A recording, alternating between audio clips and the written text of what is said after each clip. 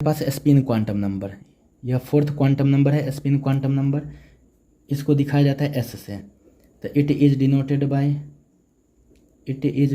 By small S से दिखाते हैं। इसके बाद से इट वाज गिवन बाय, यह दिया गया था, इट वाज गिवन बाय किसके द्वारा, यू ब्लेनबेक के द्वारा, यू ब्लेनबेक के द्वारा दिया गया था। इसके बाद से यह बताता है किसके बारे में है, तो यह बताता है डायरेक्शन ऑफ स्पिनिंग इलेक्ट्रॉन। तो इट टेल्स चाहे it indicates about spinning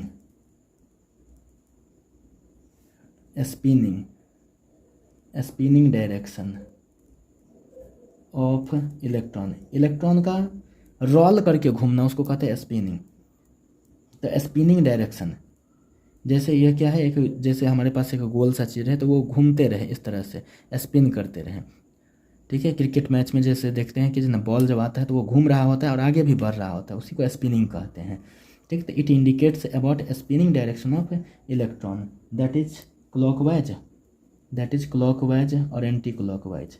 that is clockwise ऐसा होता है, या एंटी क्लॉकवाइज घड़ी के सुई के विपरीत दिशा में तो एंटी क्लॉकवाइज, घड़ी के सुई की दिशा में तो इसको कहते हैं क्लॉकवाइज। तो ये हो गया क्लॉकवाइज डायरेक्शन, और ये क्या हो गया, एंटी क्लॉकवाइज डायरेक्शन। इस चीज़ को अगर हम देखते हैं तो किसी ऑर्बिटल में मैक्सिमम कितने इलेक्ट्रॉन होते हैं, 2 इलेक्ट्रॉन होते हैं। किसी ऑर्बिटल में मैक्सिमम 2 इलेक्ट्रॉन होते हैं।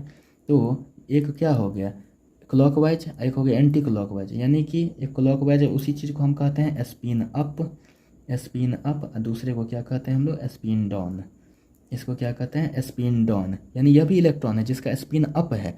ठीक है, और यह क्या है, यह भी इलेक्ट्रॉन है, इसका क्या कहते हैं, स्पिन डाउन। स्पिन अप के लिए s बराबर +½ लिया जाता है वैल्यू, और स्पिन डाउन के लिए s बराबर -½ लिया जाता है वैल्यू, -½ इसका वैल्यू।